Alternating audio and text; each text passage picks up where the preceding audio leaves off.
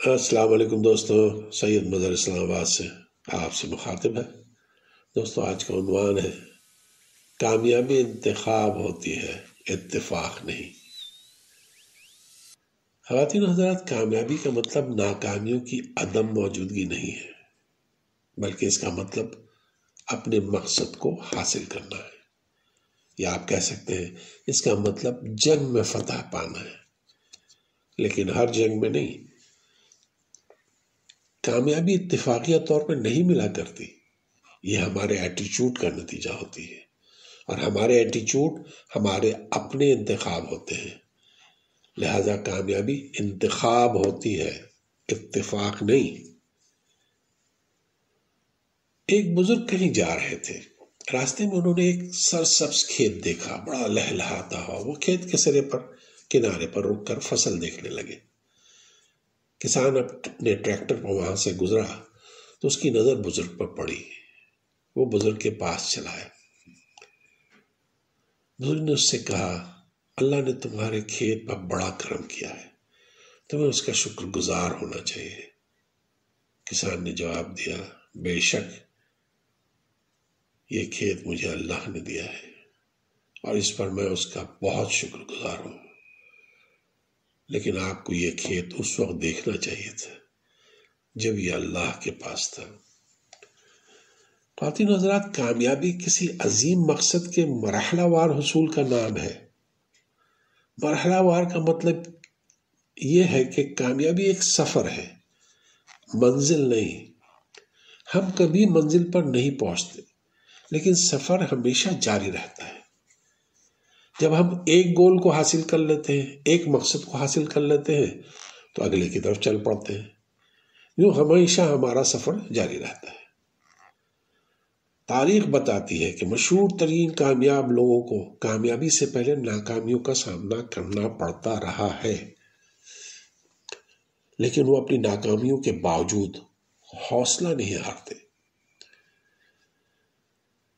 کامیابی کے تمام داستانیں ناکامی کی کہانیاں بھی ہیں۔ ہمارے بایولوجی کے ٹیچر نے ہم سب اسٹوڈنٹ کو بتایا کہ کس طرح خول کو توڑ کر باہر نکلتی ہے۔ پھر انہوں نے خول ہمارے سامنے رکھ دیا اور بتایا کہ 2 گھنٹے کے بعد اس میں سے تتلی نکلے گی۔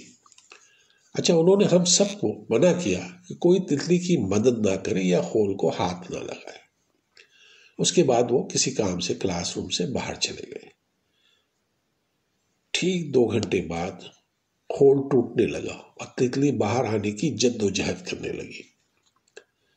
اس کی یہ حالت دیکھ کر ہمارے ایک دوست سے رہا نہ گیا، اور اس نے ٹیچر کے منع کرنے کے باوجود تتلی کی مدد کے خیال سے خول کو توڑ دیا۔ تتلی فوراً آزاد ہو گئی، لیکن تھوڑی ہی دیر بعد مر گئی۔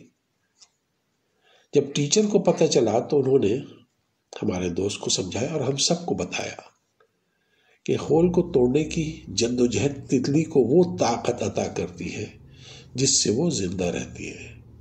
چونکہ تم نے اس کو جد و جہد نہیں کرنے دیا،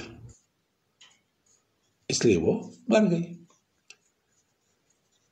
ایک دن ایک 4 سالہ بچہ جس کو کم سنائی دیتا تھا، اسکول سے گھر آیا تو اس کی جیب میں ایک پرچہ تھا جس پر لکھا تھا، آپ کا بچہ اتنا بیوقوف ہے کہ کچھ نہیں پڑھ لکھ سکتا، اسے اسکول سے نکال دیں۔ اس کی ماں کو یہ بہت برا لگا۔ اس نے جواب دیا، میرا بچہ اتنا احمق نہیں ہے کہ پڑھ نہ سکے، میں خود اسے پڑھاؤں گی۔ اور وہ بیوقوف اور احمق بچہ عظیم سائنسدان، سائنٹسٹ تھامس ایڈیسن بنا، جس نے صرف 3 ماہ اسکول کی تعلیم حاصل کی تھی۔ خواتین و حضرات، کیا آپ ان لوگوں کو ناکام مانتے ہیں جنہوں نے مسائل کی عدم موجودگی میں نہیں بلکہ لا تعداد مسائل کے موجود ہوتے ہوئے کامیابی حاصل کی؟ ہارنا کوئی جرم نہیں، لیکن کوشش نہ کرنا یقیناً جرم ہے۔ فطرت نے انسان کو سوچنے اور جد و جہد کرنے کی عظیم ترین صلاحیت عطا کی ہے۔ خواتین حضرات، یہ سچ ہے کہ ہم بحیثیت قوم ایک انتہائی مشکل ترین دور سے گزر رہے ہیں۔ دہشت گردی، انتہا پسندی، انتشار، مہنگائی، فسطائیت، کرپشن، یہ وہ بدترین بلائیں ہیں جنہوں نے ہم کو جکڑ رکھا ہے۔ لیکن یہ بھی سچ ہے کہ ہم ان بلاؤں سے نجات پانے کی کوئی جد و جہد، کوئی کوشش نہیں کر رہے ہیں۔ معذرت کے ساتھ، دراصل سب سے تکلیف دہ بات یہ ہے کہ ہم اپنی جہالت اور گمراہی میں مطمئن لوگ ہیں۔ دنیا کی تاریخ گواہ ہے کہ دوسری قوموں پر ہم سے زیادہ مشکل اور بدترین دور آئے، اس کے باوجود انہوں نے ہمت نہیں ہاری، بلکہ متحد ہو کر جد و جہد اور مسلسل جد و جہد کے ذریعے مسائل اور بحرانوں سے ہمیشہ کے لیے نجات حاصل کر لی۔ آج خوشیاں، ترقی، استحکام ان کا مقدر ہے۔ حضرت علی کا قول ہے کہ پریشانی حالات سے نہیں بلکہ خیالات سے ہوتی ہے۔ ہمیں چاہیے کہ ہم اپنی ناکامیوں سے سبق سیکھیں اور آگے بڑھتے رہیں، کوشش کرتے رہیں۔ کامیابی اور جیت ہمارا مقدر ہے، بس اس بات پر یقین ہونا چاہیے۔ لوگ جس حال میں مرنے کی دعا کرتے ہیں، لوگ جس حال میں مرنے کی دعا کرتے ہیں، میں نے اس حال میں جینے کی قسم کھائی ہے۔ بہت شکریہ میرے دوستوں۔ السلام علیکم ورحمۃ اللہ وبرکاتہ۔